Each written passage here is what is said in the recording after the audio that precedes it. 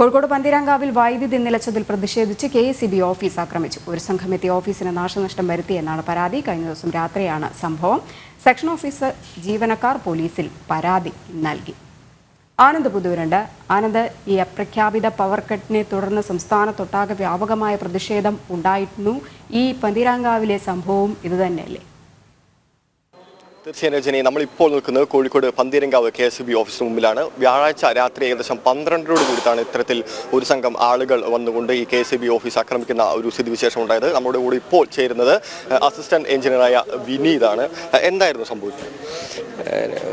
വ്യാഴാഴ്ച രാത്രി ഒരു 11 മണിയോടുകൂടി നമ്മുടെ ഒരു ഫീഡർ ഓവർലോഡിൽ ട്രിപ്പായിട്ടുണ്ടായിരുന്നു. അപ്പോൾ കൺട്രോൾ റൂമിൻ്റെ നിർദ്ദേശപ്രകാരം ഒരു 11:30 മണിയോടുകൂടി നമ്മൾ അത്താണി ഭാഗത്തെ ആർമി ഓഫ് ചെയ്ത് ബാക്കി എല്ലാ ഭാഗത്തും ഫീഡർ ചാർജ് ചെയ്യാനാണ് ഉണ്ടായിരുന്നത്. അപ്പോൾ അതിനുശേഷം ആ ഭാഗത്തേക്ക് സപ്ലൈ ചാർജ് ചെയ്യാൻ ലോഡ് കുറഞ്ഞെങ്കിൽ മാത്രമേ നമുക്ക് ഇപ്പോഴത്തെ ഒരു സാഹചര്യം അറിയാലോ, ലോഡ് വളരെ കൂടുതലാണ്. അപ്പോൾ ലോഡ് കുറഞ്ഞെങ്കിൽ മാത്രമേ ചാർജ് ചെയ്യാൻ സാധിക്കുള്ളായിരുന്നു. അപ്പോൾ അത് ഒരു 12:45 നമ്മൾ അത് ഫീൽഡിൽ അറേഞ്ച് ചെയ്ത് ചാർജ് ചെയ്യുകയും ചെയ്തിട്ടുണ്ടായിരുന്നു.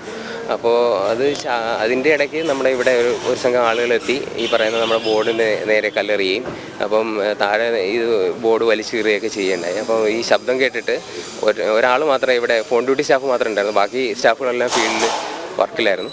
അപ്പോൾ അദ്ദേഹം പെട്ടെന്ന് തന്നെ ആ ഗ്രില്ല് പൂട്ടിയിടുകയും അകത്തേക്ക് കയറാതിരിക്കാൻ വേണ്ടി പൂട്ടിയിടുകയും ചെയ്തു.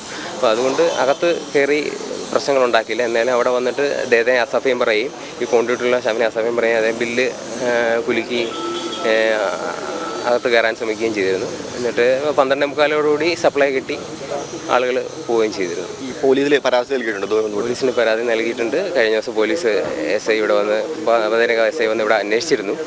അന്വേഷിച്ച് ഉടനെ നടപടി എടുക്കുമെന്നുള്ള കാര്യം അറിയിച്ചിട്ടുണ്ട്.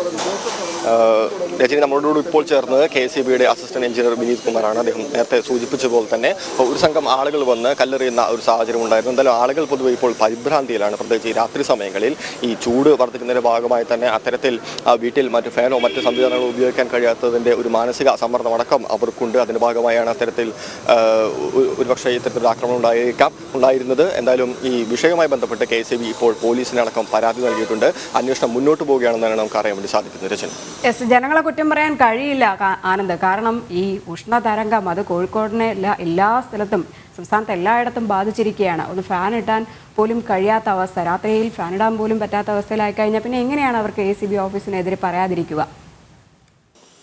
തീർച്ചയായും രജനി, അത് തന്നെയാണ് പ്രധാനപ്പെട്ട പ്രശ്നം. നമുക്കറിയാം, ഈ കേരളത്തിലെ ഒട്ടുമിക്ക ജില്ലകളിലും ദിവസങ്ങൾ വൈകുന്തോറും ആ തലത്തിൽ ഈ ചൂട് വർദ്ധിക്കുന്ന ഒരു സാഹചര്യം തന്നെയാണുള്ളത്. അത് ഒരുപക്ഷെ അതിൻ്റെ ഭാഗമായി തന്നെ ആളുകൾ വളരെയധികം ആരോഗ്യ പ്രശ്നങ്ങൾ നേരിടുന്ന ഒരു സാഹചര്യമുണ്ട് നിലവിൽ. അതിൻ്റെ ഭാഗമായി തന്നെ ഈ രാത്രികളിലുണ്ടാകുന്ന ഈ കറണ്ട് കെട്ടിൽ ആളുകൾ വൻ പ്രതിഷേധത്തിലാണ്. പൊതുവെ പ്രത്യേകിച്ച് ചെറിയ കുട്ടികളുള്ള വീടുകളിലടക്കം കുട്ടികൾക്ക് ഉറങ്ങുന്നതുമായി ബന്ധപ്പെട്ട് അടക്കം പ്രശ്നങ്ങളുണ്ട്. ആളുകളുടെ ഭാഗത്ത് അത്തരത്തിലുള്ള ഒരു പ്രതികരണങ്ങൾ പൊതുവെ നമുക്ക് ലഭിച്ചതാണ്. എന്തായാലും ഇതുമായി ബന്ധപ്പെട്ട് ഈ വിഷയത്തിൽ ബന്ധപ്പെട്ട് പോലീസിന് പരാതി നൽകിയിട്ടുണ്ട് എന്ന് തന്നെയാണ് കോഴിക്കോടിൻ്റെ ഈ പന്തീരങ്കാവ് അസിസ്റ്റന്റ് എഞ്ചിനീയർ നൽകുന്നത്. എന്തായാലും കൂടുതൽ വിവരങ്ങൾ പുറത്തു വന്നതിന് ശേഷം, അതായത് അന്വേഷണം പുറത്തു വന്നതിന് ശേഷം മാത്രമേ നമുക്ക് അറിയാൻ വേണ്ടി സാധിക്കുള്ളൂ.